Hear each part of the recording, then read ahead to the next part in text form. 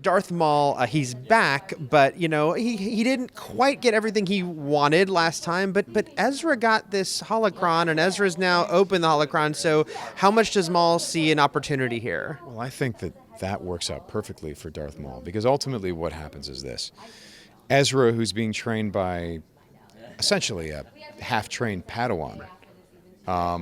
So Ezra's getting a lot of incomplete information. Kanan is muddling through the best he can. The only classically trained Force user that they had on hand was Ahsoka Tano, and she wasn't training anyone because she didn't consider herself a Jedi. So what does Ezra see? He has these very reasonable conversations with this man who's being kind to him, who's giving him a different take on the Force. He sees the guy in combat, he sees these things, and it's the only other classically trained Force user he's seen. And this guy was trained as a Sith Lord. So this is profound for Ezra. He's looking at this going, look what he's doing. We can use this. Oh, why aren't we doing that against the Empire? Why aren't we using this technique? Why aren't we doing that? So the holocron is essentially exactly where Darth Maul would like it to be. He opens the door by showing Ezra a new way of thinking, and now Ezra has essentially a manual, an open book on these techniques. That's trouble.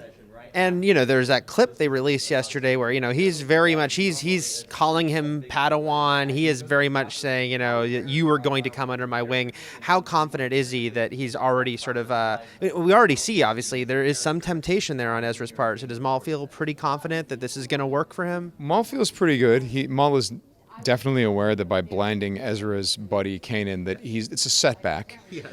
But it's not insurmountable. It's not insurmountable. He can fight through this.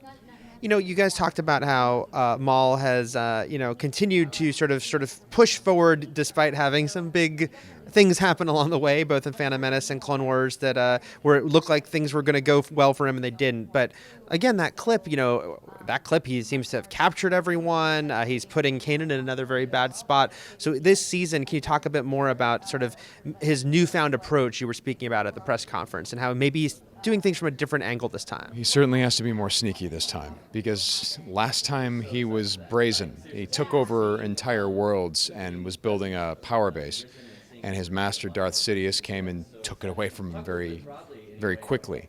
Well, now Darth Sidious is in control of the entire galaxy, so he has to operate in the shadows, and he's got to be very, very careful. But the thing is that having reflected on everything that he's been through, and also the fact that he has to be on some level aware of the fact that he felt actual grief at the death of his brother Savage. We like to keep people guessing as to where he is on the scale between evil and good. Yeah. And he's certainly, part of the fun of this character is that every time we bring him back, we add something new to him. There's some sort of new aspect. We met him and he was quite mad, and then he regained his sanity and he moved on and eventually gained a little bit of a sense of humor, but he was very stately and he was a statesman. Now he is something different, to the point where if I were to see a clip from the Clone Wars, I know the character so well that I can tell you exactly the cadence that he's going to say certain words. This Maul, when I see it, it's unpredictable to me. I go, oh, okay, this is surprising. He's really kind of reached a point where he's playing with a lot of different ideas in his head, going with a lot of different ideologies, changing the rules left and right, and if we didn't do that, I don't think the character would be very much fun to watch. He's got to continue to evolve. Having Maul present in this era raises a lot of questions because, of course, Darth Vader is around. They just missed each other. Oh, so close. Two ships that passed in the night. Yes. And, of course, his old non-pal Sidious is still around. Would you be excited, sir, to see a possible meetup between Siths past and present at some point? Always. Yes, absolutely. Especially if he meets Darth Sidious, then I get to play both roles. Yes. So I get to work with my favorite actor. No, but yeah, it's always a possibility. But the thing is, with Darth Vader or Darth Sidious, Maul would be in serious trouble. Right. Serious trouble. Yeah, he fought Sidious with his brother, and that didn't go well. So solo? Yeah, that would be really bad.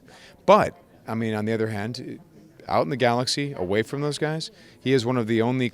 I guess he's the only classically trained Force user that's out there right now.